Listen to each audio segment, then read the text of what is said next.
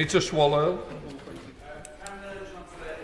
The House, the damage to pensioners' livelihoods from the last government's economic incompetence and their decision to cover up the £22 billion black hole in public finances. My honourable friend is absolutely right to remind us of the dire inheritance that this government has faced.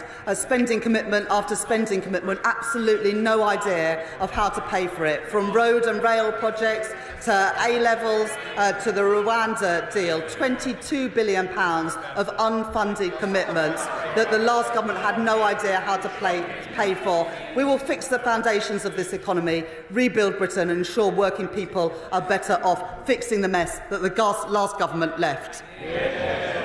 Jim Dixon. Thank you, Mr Speaker.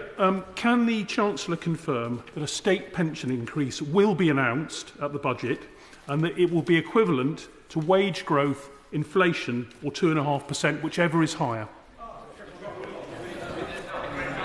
This government have committed to the triple lock, not just for this year, but for the duration of this Parliament. That means that pensioners are £900 better off than they were a year ago.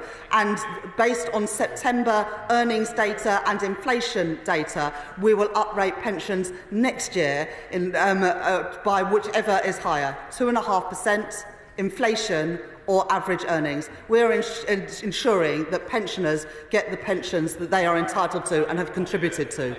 Shadow Minister Laura Trott. Mr Speaker, 10 years ago, the now Chancellor argued in this House that winter fuel payments should be means-tested and cut for, and I quote, the richest pensioners. The Chancellor's 10-year campaign has now come to fruition, and she's proposed removing winter fuel payments from pensioners on just £13,000 a year. Can I ask the Chancellor, does she still think that a pensioner on £13,000 a year is rich?